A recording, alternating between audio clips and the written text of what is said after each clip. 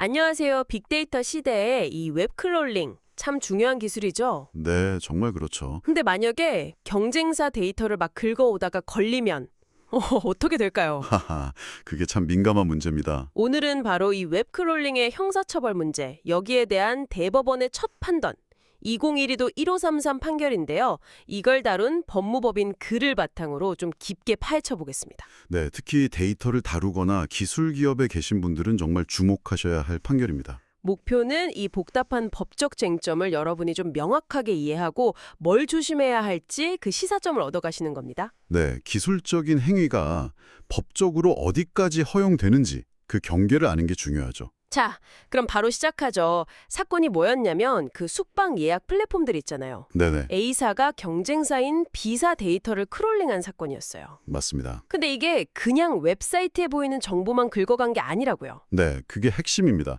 패킷 캡처라는 기술을 썼어요. 패킷 캡처요. 그건 좀 전문적인데. 네, 이걸로 앱이랑 서버가 주고받는 통신 데이터, 그러니까 API 서버 정보를 알아낸 거죠. 아, 그래서 일반 사용자들은 접근 못하는 방식으로. 그렇죠. 훨씬 넓은 범위, 반경 1000km 내의 숙박업소 정보를 무려 4개월 동안 계속 가져갔어요. 와, 1000km면 거의 전국 아닌가요? 그걸 4개월이나요? 네, 반복적으로요. 그래서 이게 문제가 된 겁니다. 정보통신망 침입, 그리고 저작권법 위반, 또 컴퓨터 등 장애 업무 방해. 혐의가 3가지나 됐군요. 네, 1심은 유죄였는데 항소심에서 이게 뒤집혀서 무죄가 나왔고 그래서 결국 대법원까지 간 사건입니다. 근데 대법원은 결국 항소심 판단, 그러니까 무죄가 맞다고 본 거잖아요. 네, 맞습니다. 이제 각 혐의에 대한 판단 기준이 흥미로운데요. 첫 번째, 정보통신망 침입죄. 저는 당연히 B사가 싫어했으니까 침입 아닌가? 생각했는데. 그게 좀 다릅니다.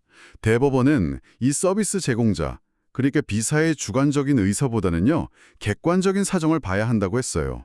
객관적인 사정이요? 예를 들면? 특히 그 기술적 보호 조치가 있었느냐, 이걸 아주 중요하게 봤습니다. 아, 기술적인 조치. 네, B사 API 서버에는 별다른 인증 절차라든가 접근을 막는 그런 기술적인 장치가 없었어요. 그냥 열려 있었다는 거네요? 그렇죠. 약관은 있긴 했는데 그건 주로 회원 대상이었고 IP를 좀 차단하긴 했지만 그것만으로는 모든 접근을 금지한다는 의사를 명확히 표시했다고 보기는 어렵다고 판단했습니다. 그러니까 뭐랄까, 문은 열어놓고 들어오지 마시오. 팻말만 붙여둔 걸로는 부족하다. 네, 그런 셈이죠.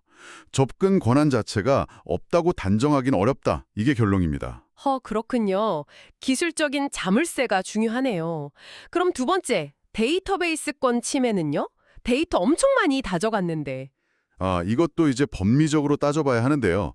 데이터베이스권 침해가 되려면 그 데이터베이스 전체에서 상당한 부분을 가져가야 인정이 되거든요. 상당한 부분이요? 네, 양적으로 그리고 질적으로 판단합니다. 근데 대법원이 보니까 A사가 가져간 정보가 양적으로는 전체 한 50여 개 항목 중에 3개에서 8개 정도. 생각보다 적네요. 네, 양적으로 좀 그렇고 질적으로 봐도 대부분 이미 공개된 정보들이라 중요도가 그렇게 높지 않다고 봤어요. 아하, 질, 둘 다 중요하다.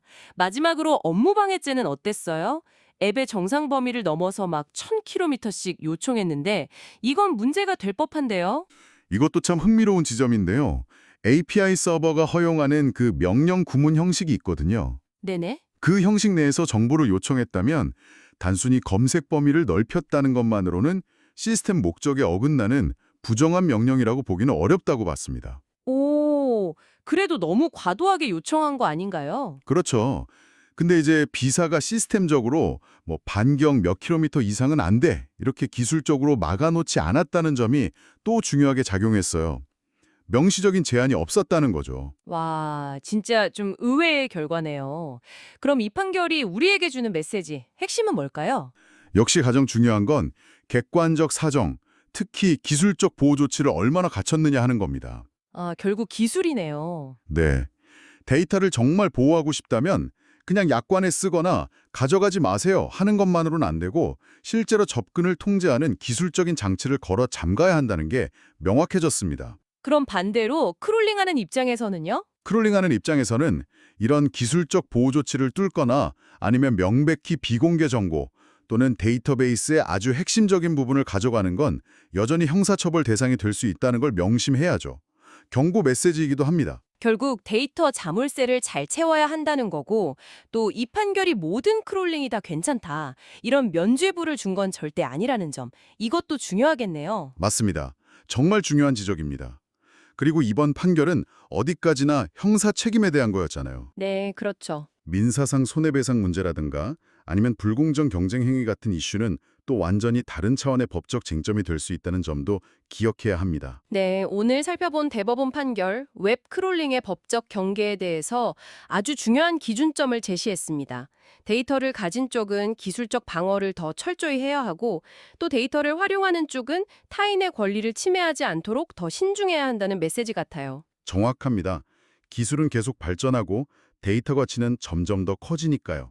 마지막으로 여러분께 이런 질문을 한번 던져보고 싶네요.